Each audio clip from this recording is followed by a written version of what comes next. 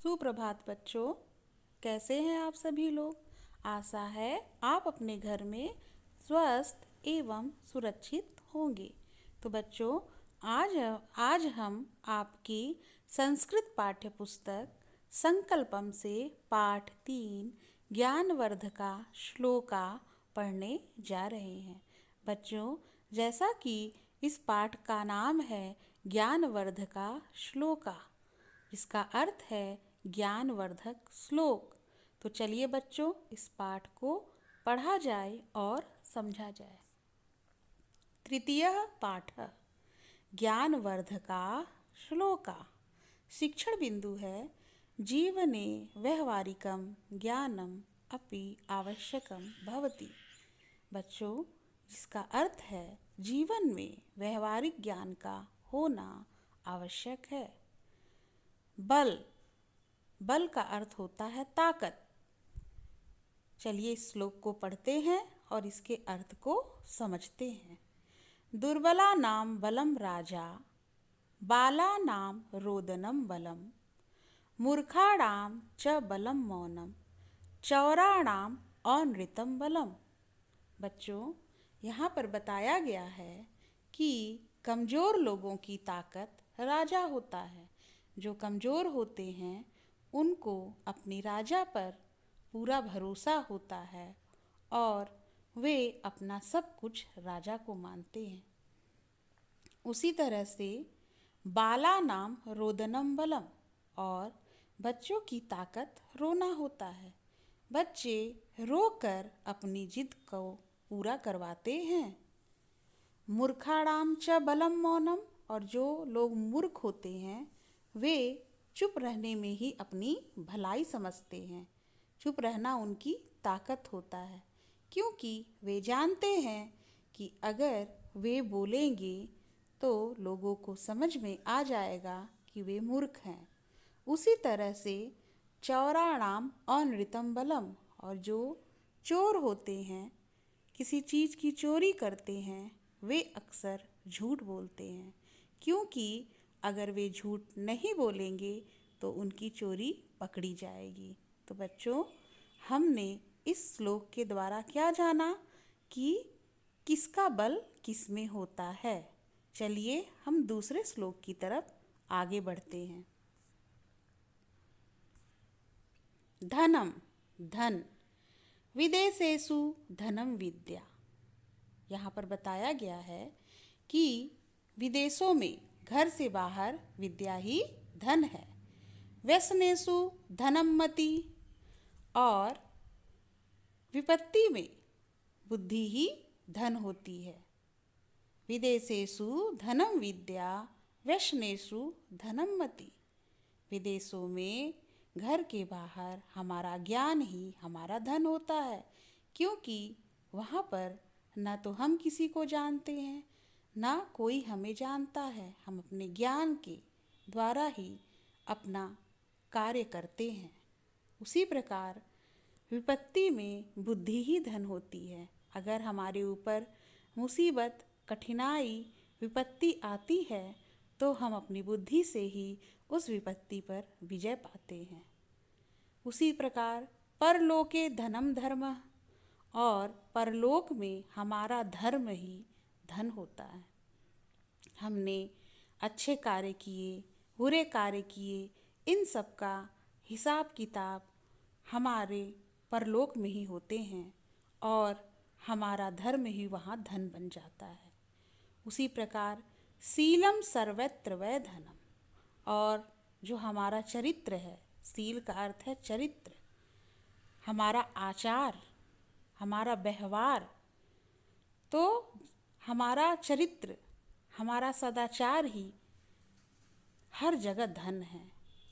हमारे पास धन रहे लेकिन अगर हमारा चरित्र अच्छा नहीं है तो हमारी कहीं भी इज्जत नहीं होगी।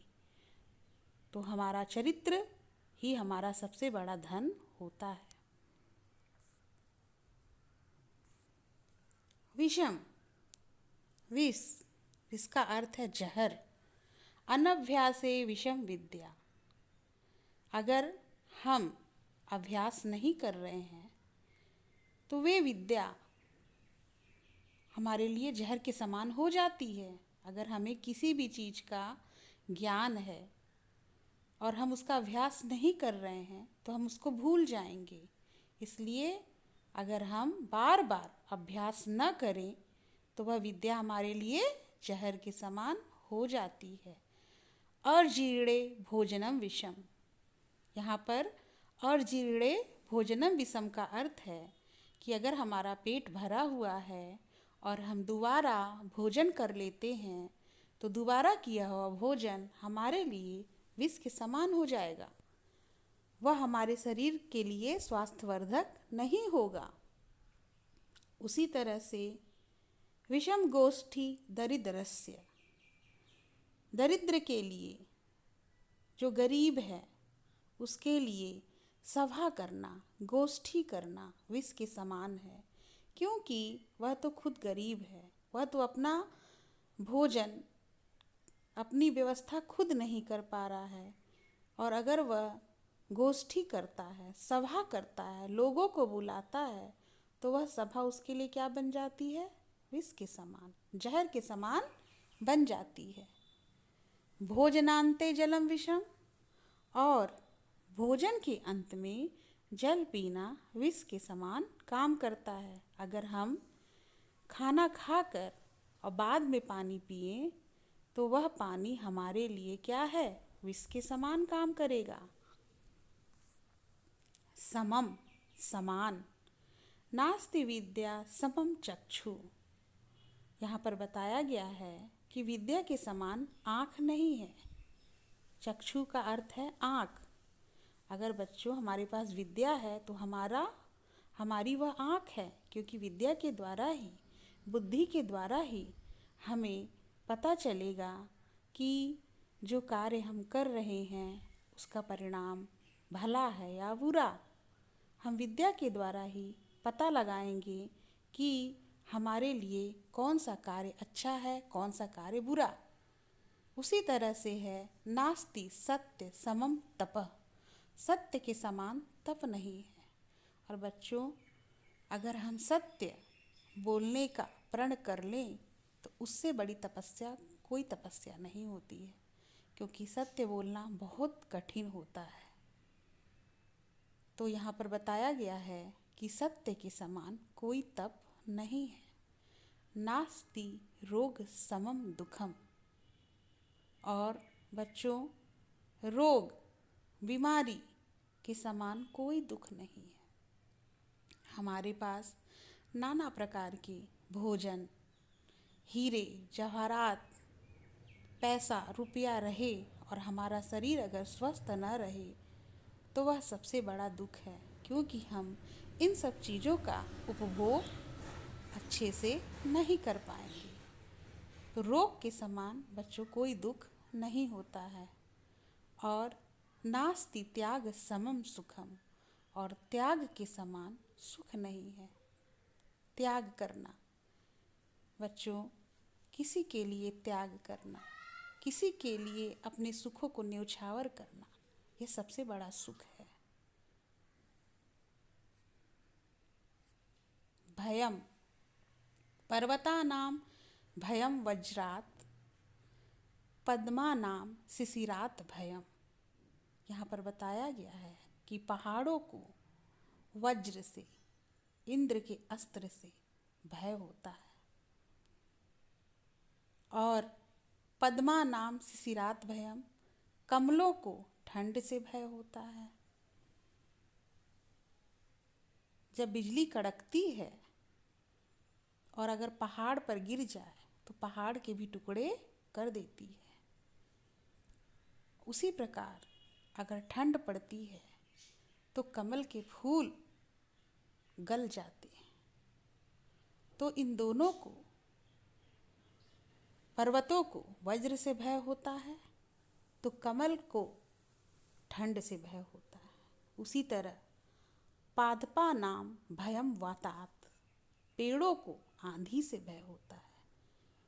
आंधी अगर आती है तो पेड़ को, मजबूत से मजबूत, बड़े से बड़े पेड़ को जड़ से उखाड़ देती है। तो पेड़ों को आंधी से भय होता है।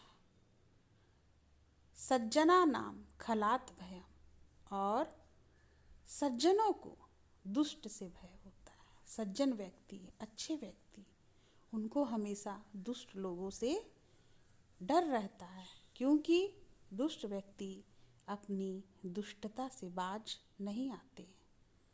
वे हमेशा बुरा ही कार्य करते हैं, इसलिए अच्छे व्यक्ति हमेशा दुष्ट व्यक्ति से डरते रहते हैं। बच्चों, इस पाठ का हम लोग शब्द अर्थ पढ़ेंगे। चौराणाम चोरों का, रोदनम रोना, अनृतम झूठ, व्यसनेषु विपत्तियों में, मतीह बुद्धि, अजीर्णे अपच, गोष्ठी सभा, चक्षु आँख, वज्रात वज्र, पद्मानाम पद्मानाम कमलों का, शिशिरात ठंड, पादपानाम पौधों का, वातात तेज हवा, खलात दुष्ट से। तो बच्चों, हमने इस पाठ के द्वारा बहुत ही ज्ञानवर्धक बातें सीखी हैं, जो कि हमारे व्यवहारिक जीवन में बहुत काम आती हैं। बच्चों, इस पाठ के श्लोक को आपको पढ़ना है और उसके अर्थ को समझना है और अपने जीवन में उसको लाना है, प्रयोग करना है और समझना है।